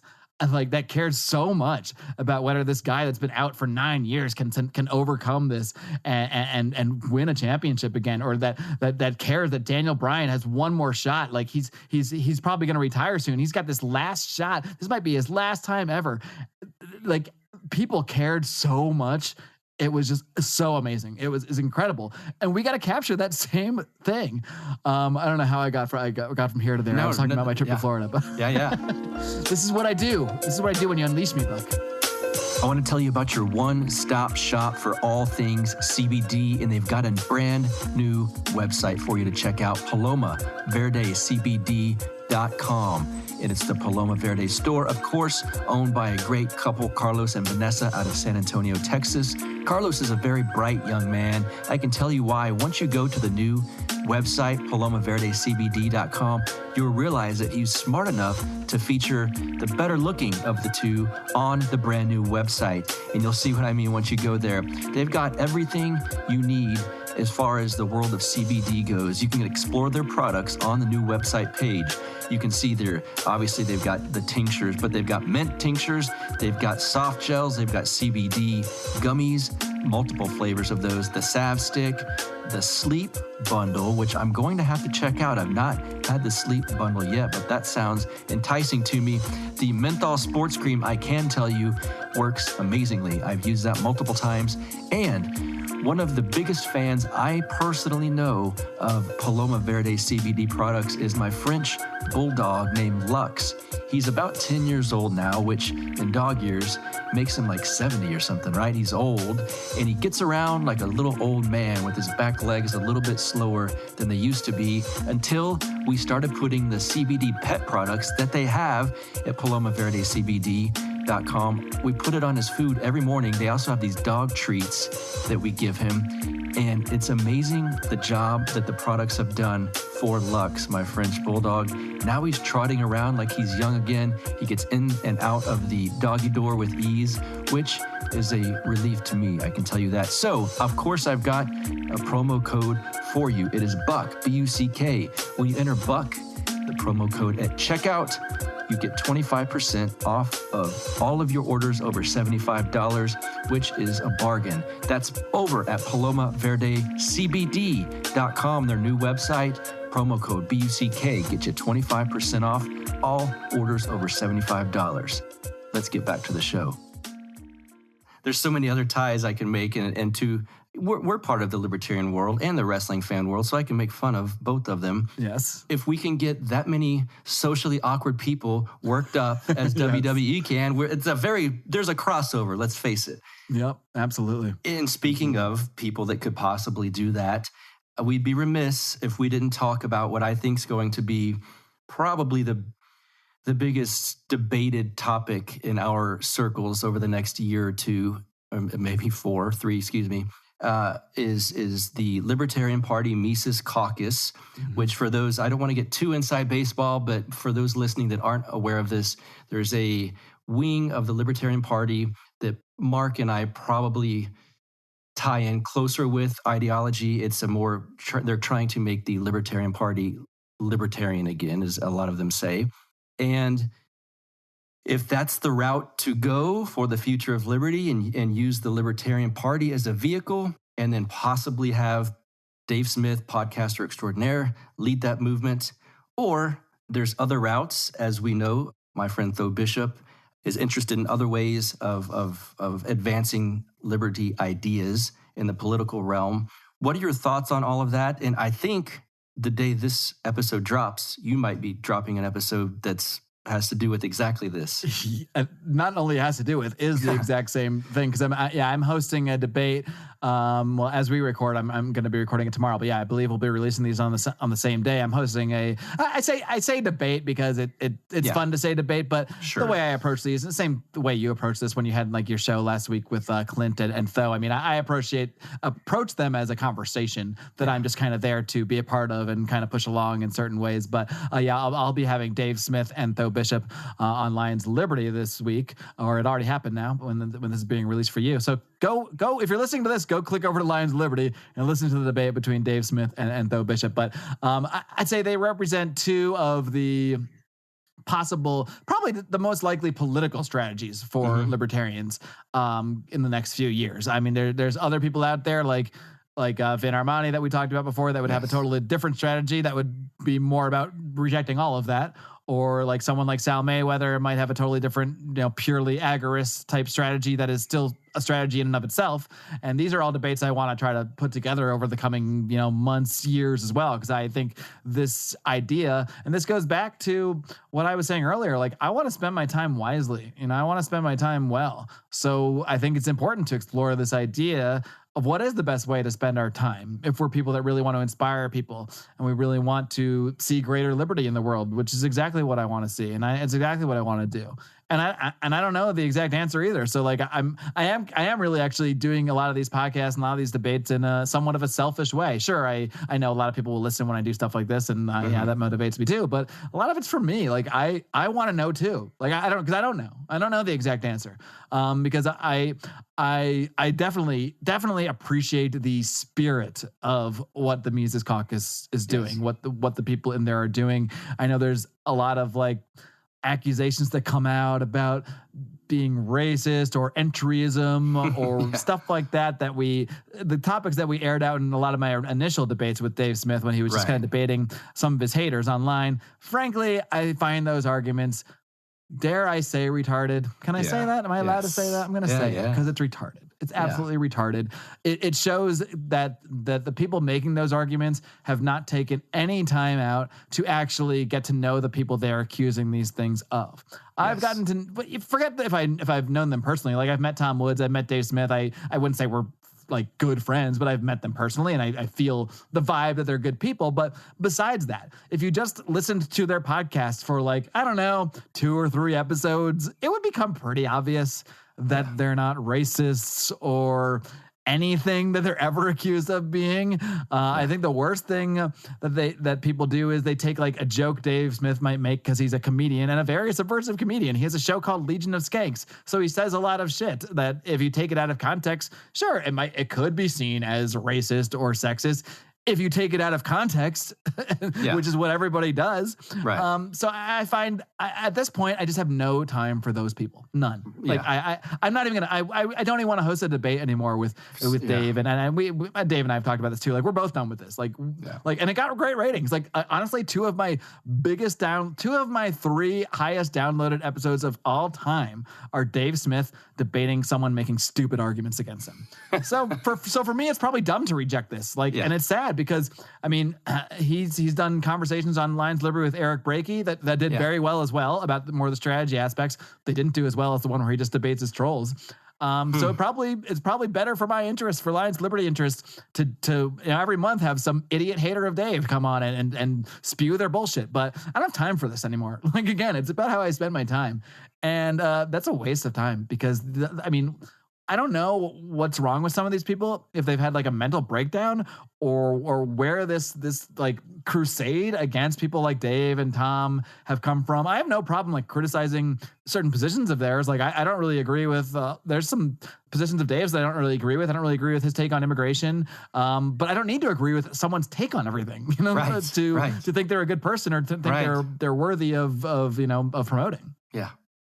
But yeah, so that's a long way of saying I really do respect the spirit and the work of people in the Mises Caucus that they're doing. And yeah, there might be some people within that, just like there are within any group, that might post offensive things or post a meme that someone takes the wrong way. And again, I don't have any time for that bullshit. And I'm not talking about the bullshit of the meme, of caring about the memes, of caring about the offensive comments, because like if you really understand where we are in the world, if you understand where we are in the fucking timeline of the things that they're trying to do in our society right now, of what they're trying to do with vaccine passports and what the implication of that really is, if you give a shit about someone's comments about trans people or memes that are clearly jokes anyway, if you even give a shit, I don't have any time for you. You're useless. You're beyond useless. You're actually worse than useless. You're actually hurting the entire cause by wasting our fucking time with this shit. So to those people, I'm done with you. Shut up. Like, go away. Honestly, I don't care if you're on our Lions Liberty Patreon. I don't care if you send me $5 a month. Take your fucking $5 back. I'm sick of you. You are useless. I'm not talking to any one person, but I'm talking to a couple specific people. They're worthless and they're wasting my time. So I really do. Wow, I guess I was holding that rant in, huh? I really do respect what the spirit of the Mises Caucus is doing. I really do. They're trying to recapture the Ron Paul revolution. I think it's an awesome idea. Yeah. Is it the best strategically thing to do? That I'm not sure of. I get Dave's argument is that we're in a different time now. Like, this is not 2008 where the only way to get a platform was to be on that Republican stage. And he contends correctly, because he's doing it, that he can get on bigger platforms, and he does. He gets on Joe Rogan. He gets on Fox News. I have no doubt if he's the Libertarian presidential nominee, he's going to get even more attention. So I think he is correct in that sense. Does that matter? that I guess that's the question. Like, I agree with the premise. Does it matter if he does that? Is that what we should be doing? Is that what's going to be most effective? That I don't know. And then someone like Tho would argue that, if we're actually trying to change things, then you have to get into power. And you have to do things that are going to lead to more freedom and power. And maybe all those things aren't fully in line with the non-aggression principle in the purest way. Like, Tho is a big fan of Ron DeSantis and everything he's doing. And I'm kind of torn on the whole thing, because there's parts of me that sees Ron DeSantis ban the use of vaccine passports in Florida. And there's the gut part of me that there's a conflict here. There's the pure libertarian of old of me, and not that I'm not still a pure libertarian. I think I am philosophically, as pure, in my own pure way. I know everyone's got their own definition, because everyone's only pure to themselves anyway. There's that part of me that says, like, well, no, technically speaking, you should not interfere with the private businesses' attempts to do anything, because it's their property rights and this and that. And then there's the other part of me that's like, fuck yeah, ban those fucking things. Yes, me too. What I mean? Yes. And part of that's an emotional thing for me, but these are emotional plays. Like, we need to work on people's emotion, and who's going to inspire more people? it might be Ron DeSantis giving a fucking finger to the establishment by actual things he's doing, and that might inspire people. Dave Smith might inspire people by getting on Joe Rogan and spitting the hot libertarian fire. I don't know the answer. This is like literally why I wanted to host this debate specifically between those two. So I'm excited this is a little preview. I'm excited to host that debate. So if you're listening to this, as soon as you're done, go over to Lions Liberty and listen to Dave and Tho debate that very topic. But there's even people like beyond that would say like Vin would say and has said like, all of that's a waste of time. Like you shouldn't be doing any of that shit. Yeah. You should just be breaking away from the system and moving to Saipan or moving to wherever you think is a safe haven for you and your family and doing that too. And as far as myself, going back to my own plans, like I guess I'm in the same state where I'm exploring all my options too. Like I'm exploring all my political options, like through this podcast, through the conversations we have. And I'm also exploring all my life options as well. So just getting back to before I went on the whole rant about WrestleMania, it wasn't even Florida where I opened my eyes more to how different things can be in different places. Because before we went to Florida, we went to like New York for like 2 days. New York sucks now, by the way. Like that city is dead. Even now, it's 10 p.m. The city is dead. It's so sad. Like New York most used to be my favorite city to just go spend a night or two in and just take off. Like go party, go stay out to 4 a.m. Meet so many different kinds of people, interact with so many different cultures. Oh man, that city sucks now. It's dead. I mean, yeah, the cultural things are still there, but it's dead. It's just dead, and it's so sad to see. So yeah, not moving to New York. But it was when we went to Connecticut to visit my parents, and we just went to go meet a good friend of mine that I've known for like 20 years. And he's like, hey, you want to meet out? We can go to this bar. And it was like Easter Sunday. So he's like, there's this one bar I found open. I'm like, okay. And in California, like they had only just like a week or two before started to allow some indoor dining. Bars, still no bars. You can't be a bar. You can be a restaurant that has to serve food. That's the only way you can be open. So I was used to. I thought it was going to be like in LA where you walk in, you have to go to the host first with your mask on, and the host will walk you over to your table. Then you can take the mask off, and then we can pretend the coronavirus isn't affected as long as you're sitting and eating. And then you put it back on when you go to the bathroom, and you do this whole charade, and everyone knows it's bullshit, but we do it anyway because I don't know. So I was expecting a similar situation when I went to this bar in Connecticut. Instead, we walk in. I had my mask on when I walked in because I thought I had to, I walk in and it's just like it was like I time traveled into 2019. It was just a bar. The only one thing, there was plexiglass at the bar, and there was like the bartender had a mask. But on the other side, it was 2019. No masks. Not only no masks, because that's one thing. That's like an aesthetic thing to me.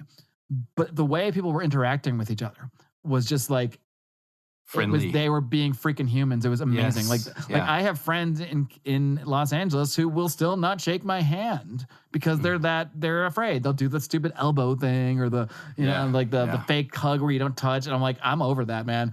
Either hug me or get the fuck out. Like, don't even pretend. Like, I'm over this. Like, so, and I mean, in Connecticut, like, I was hugging random people. Like, we were meeting people. We were actually funny. We were talking about going to WrestleMania, and some guy was like, "It's like, you say you're going to WrestleMania?" We're like, "Yeah." He's like, "Oh shit, man!" And so we're talking to that guy. His friends are coming over. We're hugging. We're taking photos. Like, we're having a blast. And I'm like, "Oh my god, this is what I remember now. This is what it used to be like to be a human being. This is amazing."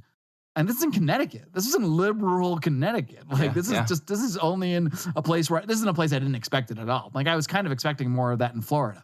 But to see that in Connecticut, that was really like woke me up to saying, okay, maybe it's not just every liberal state that's going to be like this. It's maybe more specific than that. Like, but you go back to LA and it just feels, even as they open up a little bit. And I hope this changes. I hope a lot of people break themselves out of this spell they're under, thinking they can't shake your freaking hand or give a hug to a friend. Yeah. But I don't want to be in a place like that. I'm again, life's too short, man. I want to live. I want to be a human. I want to live and act like a freaking human, interacting with other humans. And that is and LA is a place where that is just, for the vast majority of people, that is not how they are acting at all. So I've noticed I still go back into Austin fairly regular basis. I'd never quit the gym that I go to because I'm spoiled. It's Lifetime and they have saunas. So because it's your practice too. Yes, yes. And I just love going there. And they've been mask free for a while now. And it's wonderful. So it started to get to where every place I go now, the mask thing's out the window. Like it just doesn't happen anymore. And I noticed today I stopped to get fuel there nearby. and there's a sign on the door. And I already tell myself, if you tell me to put a mask on when I walk in the door at a gas station, I'm just going to go, I'm not going to give you business, and I'll go find one that doesn't require that. But there was a sign that said, if you've been vaccinated, you don't need a mask. And I thought, well, this will be fun to, again, it's theater, but now I get to pretend that I've been vaccinated because I'm not wearing a mask. Right. And so I thought, how interesting, because those of us, and I'm speaking for myself and some of my close friends for sure, that aren't going to be vaccinated are already anti-mask. So what an interesting situation to put people in. It's like, well, I wasn't going to wear a mask before you had that sign up there. Right. I'm still not going to, and I'm not going to get vaccinated. So interesting. I just thought, what a strange way to go. I'm thankful that it's not going to be an ID passport, ID card, anything like that. Yeah, I'm starting to think that, I don't know, I'm trying to white pill myself as much as possible, but Scott Horton was just on with John Odermatt on Finding Freedom, and one thing they talked about was like, he just doesn't think it can happen. Like not in the way they're wanting to push it. Now, it might be a frog, in the boiling water situation that, maybe, now it just can't happen, but they slowly creep in more and more requirements here and there. And then maybe 10 years ago from now, we look back and say, oh, well, they finally did do it. They just creeped it up on us. Yeah. But I don't think it's going to be as easy as at one time I feared. I don't either. And I think it would take more public support, like lockdowns. Like one of my red pill moments was looking around going, well, these public would just go for this. They didn't really even have to enforce it that much. There's people that will call on businesses. Oh my God, he's open. Right. And I haven't seen near that support for vaccine passports. There's people that I've kind of hidden on social media that I know personally that are nuts, but I'll go and read their page like, I wonder if he's said anything. No, not yet. So I've not seen, outside of really our circles being worried that it's going to happen, I've not seen much on it at all. And again, you mentioned Scott Horton. He's, he kind of brings the white pill to the topic in general, saying like, oh, there's just no way they're going to do this. They can't do this financially. They're discriminating against poor people, that kind of thing. Mm-hmm. So he makes me feel better about it. And just looking around, I've not seen any of my crazy friends that were strictly all for lockdowns and very vocal and wear the damn mask and take the damn shot and all of this stuff. No one said, get a damn vaccine passport. I've not seen it at all. So that makes me feel better. I have heard a tale or two of, this is actually a tale that Brian, I don't know if he said this on his main podcast. He also does another podcast on our Patreon. So I get them all confused. But Brian was talking about, and I'm sure I know who these friends are. He didn't name them on the podcast, and I didn't ask him about it. But he said he was at a friend's house of ours. Oh, I know who the friend is, but he said that there was like 6 or 8 of them there, and they were all asking him like, "All right, did you get the vaccine? Are you getting vaccinated?" And then he was like, "No, I'm not." And then like they didn't want to relent. They're like, "Well, why not?" And like, so there's like that kind of pressure in some ways that I've seen some of that, but not straight up. I hope you have to show that you were to do activities. I haven't seen that as much. Because I think even those friends of ours were half kind of just giving him shit too. I don't think any of those people would advocate that he not be allowed to go to the store or, correct. or anything like that. Right. I don't know any real people that, like I said, even people that were in support of lockdowns and in support of mask mandates and all this stuff,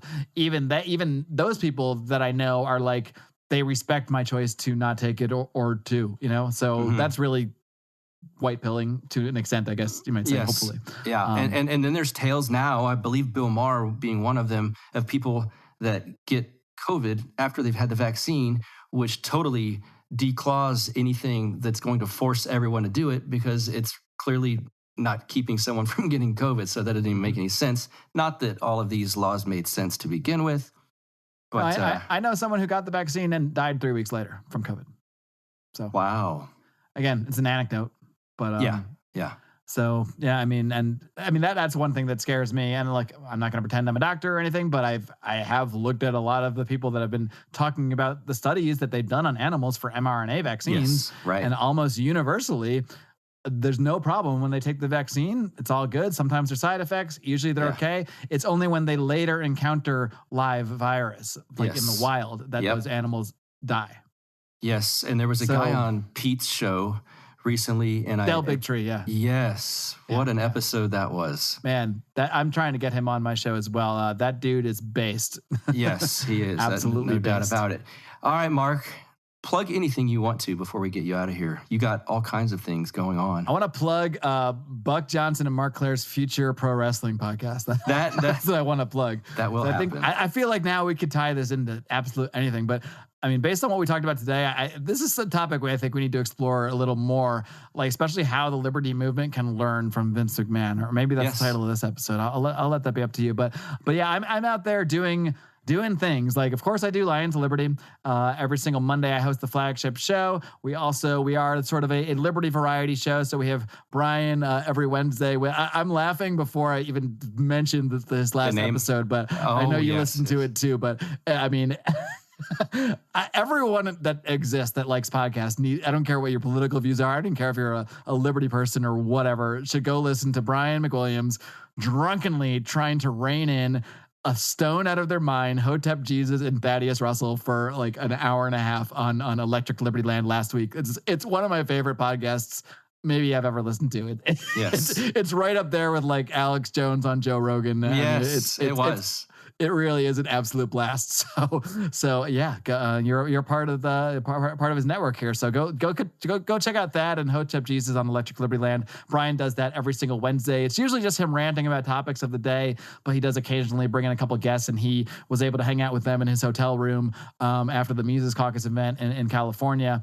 And yeah, Brian, it was just the perfect mix because Brian, knowing that the story, like he drove up there, was in tremendous traffic, like didn't get there in time to eat dinner. So he's like drunk, he's whiskey drunk and didn't even eat. And then meanwhile, like Thad got Hotep Jesus high, who hadn't smoked weed in like 2 months. So like he's like, it's just the perfect mix. It's so much fun. Like I'm probably going to listen to it again later because I enjoyed it so much. And then of course, my man, John Odermatt hosts his show Finding Freedom. That is now every Thursday. That's a bit of a pivot. He used to have a show called Felony Friday. It's a little part of, I think we're all rebranding in our own ways, sort of, so to speak. His is a full on rebrand with a new name because he found the Felony Friday. It was a little bit limiting of a title for his show because as much as we're trying to break that stigma, the word felony, just from a branding perspective, it's a negative term. You know, it's a term like death. Yeah, like a lot. I know you like it. I like it, but a lot of people, just to broaden the tent, so to speak. When you associate things with a negative term, a lot of people might say, I don't care about felons. I don't want to listen to that. But Finding Freedom, now that's a lot more inspiring. So, and we also moved that show from Friday to Thursday, just for pure technical reasons, because it's a better day to drop a podcast. So every Monday, Wednesday, and Thursday, there you can find a new episode of Lions of Liberty. And personally, no offense to other libertarian podcasts. I wouldn't, no offense to you either, because you have a great show too. But I think in the very specific liberty niche, it's hard to beat the variety that we bring on Lions of Liberty. I'm not saying any one of our podcasts are better than any one libertarian podcast. I'm not saying any one of us is better than Tom Woods or Dave Smith or even Buck Johnson.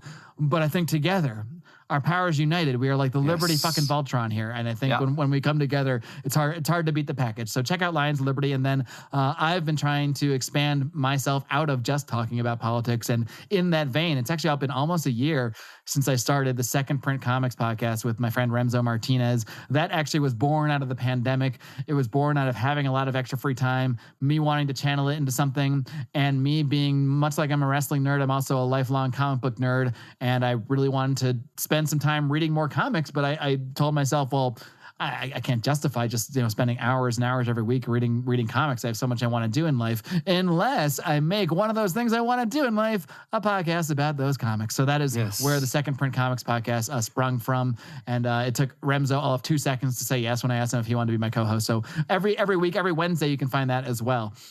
You have defied all reality. You're a libertarian who loves wrestling and comic books, and you have a beautiful wife. That just doesn't usually go together. Well, when you put it that way, I seem like the perfect human being. My God, my life, okay, my life's okay.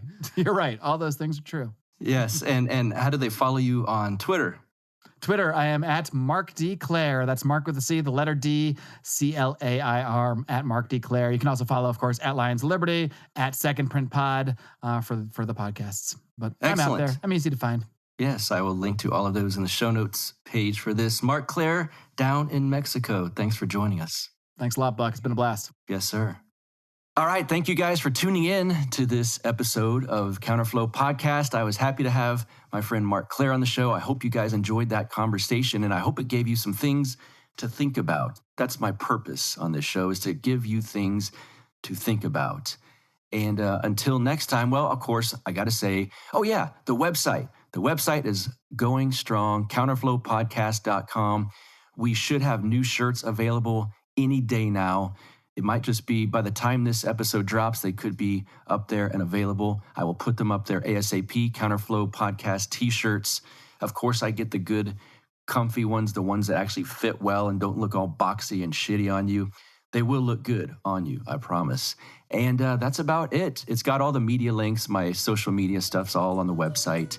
And like I said, go to the YouTube page, check us out, give us a subscription, subscribe on iTunes, give us a rating, a review, all of that good stuff. And until next week, you guys have an awesome week. See ya. You get split in fucking half, but I call him the hologram brass. But I am the center inside the placenta of math. You clash with cyanide gas and die fast. Rhythmical equivalent of solids, liquid and gas. We smash your sinus with the power of four diners. But I am the virus inside of... Live long and live free.